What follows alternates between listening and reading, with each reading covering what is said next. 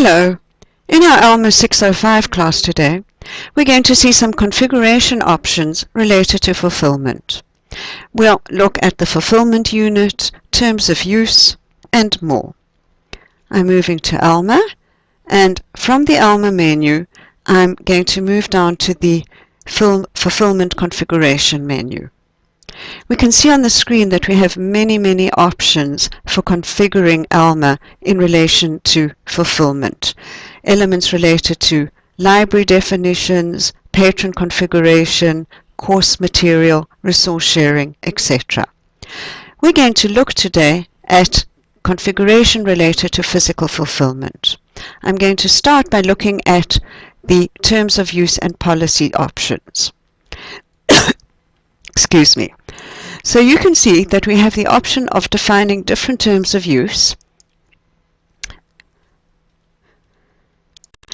We can define terms of use related to resource sharing, loans and requests, and user registration. We're going to see more details about these terms of use in a few minutes.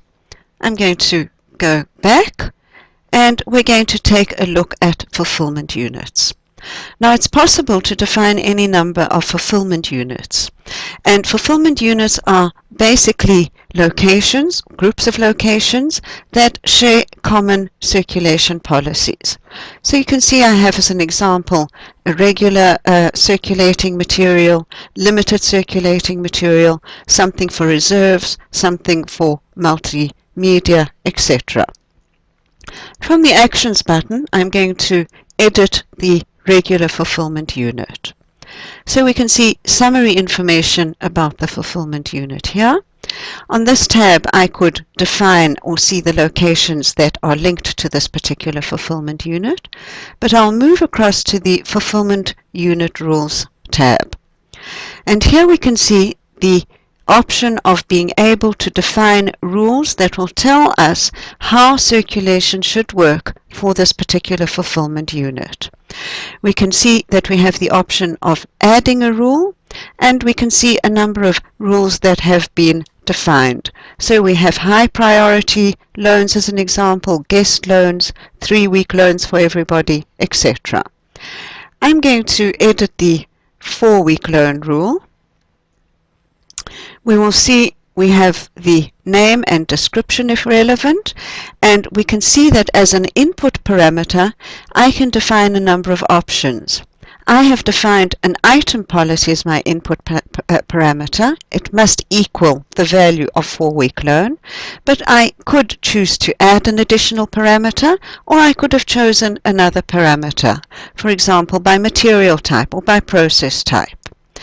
We can then see on the output parameters that we can choose one of the terms of use policies that we saw previously.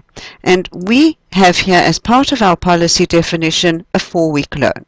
So let's take a look at the details related to this 4-week loan terms of use policy. We see that the item policy allows us to say that the item is loanable. We can recall it, the due date for requested items, lost item fines, maximum fine, renewable options, etc. I'm going to back out of this, go back, and point out that we were looking at rules related to loans. Let's now look at rules related to requests. So we can see that we have 2 request rules defined here. One is for standard and low priority requests, which I will edit now. And here we can see that our input parameter is related to a user group. So all these user groups will have this rule applied to them. Let's look at the terms of use details. We can see that the item is requestable, but it must be picked up in the owning library, and it can be on the hold shelf for 7 days, etc., etc. This completes our overview of some options related to configuration of fulfillment in Alma.